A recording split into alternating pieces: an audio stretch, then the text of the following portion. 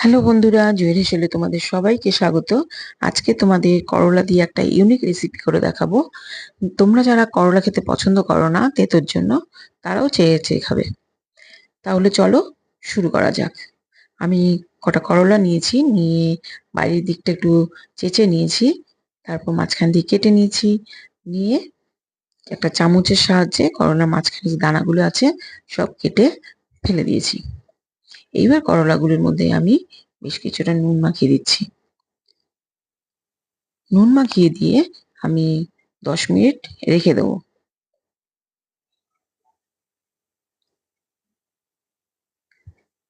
ভালো করে নুন মাখিয়ে নিলাম। আরেকটা কাচের পাত্রে আমি একটু পাকা তেঁতুল নিয়ে ভিজিয়ে রেখেছি কাত বার করার জন্য। এবার কড়াইতে জল বসিয়ে দিয়েছি, জলটা গরম হয়ে গেলে আমি নুন মাখানো করলাগুলো জলের মধ্যে দিয়ে দিচ্ছি সেদ্ধ করার জন্য।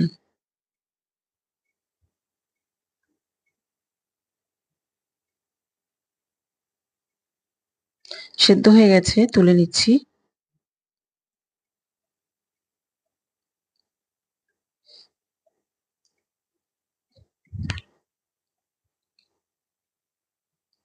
তোলা হয়ে গেলে আমি কড়াই বসিয়ে এর মধ্যে কিছুটা সর্ষের তেল দিয়ে দিচ্ছি। তেলটা গরম হয়ে গেলে আমি আগের থেকে কুচিয়ে রেখেছি একটা বড় সাইজের পেঁয়াজ, পেঁয়াজ কুচিটা দিয়ে দিলাম, দিয়ে ভাজবো। পেঁয়াজটা আগে ভেজে নেব।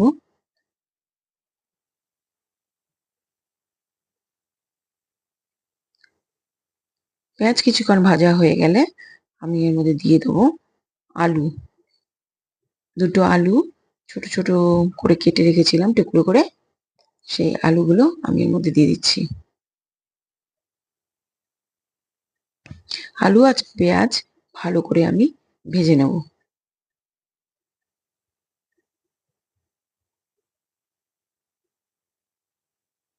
দিয়ে দিলাম হলুদ আর স্বাদ মতো নুন। আলুটা নরম হওয়া পর্যন্ত আমি ভাজবো। আলু পেঁয়াজ ভাজা আমার হয়ে গেছে, একটা পাত্রে তুলে নিয়েছি।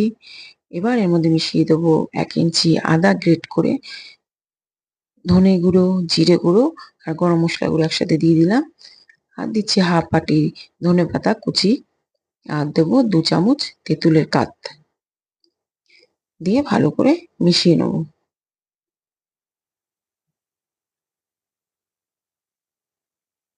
আমি হাত দিয়ে মেখে নিচ্ছি।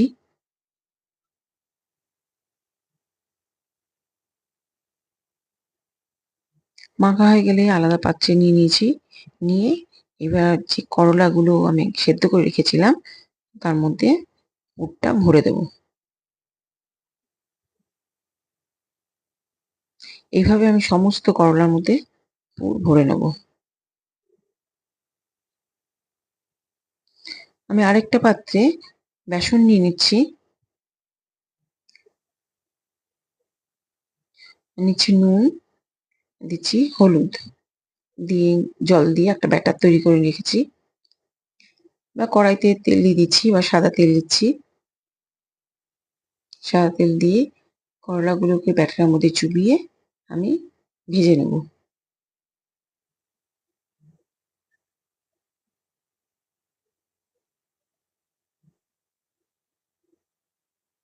এপিট ওপিট করে উল্টে পাল্টে নিয়ে ভেজে নিচ্ছি। একটু কড়া করেই ভাজবো।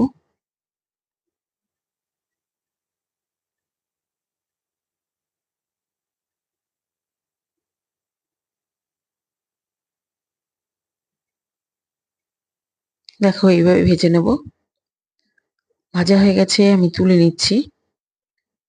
সমস্ত করলা আমি এইভাবেই ভেজে তুলে নেব।